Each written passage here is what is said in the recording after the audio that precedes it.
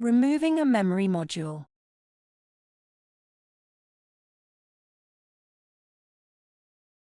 Remove the server cover. If applicable, remove the optical drive.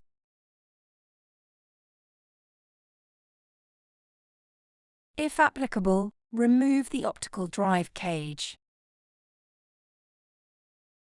Locate the memory module slots and determine the memory module to be removed.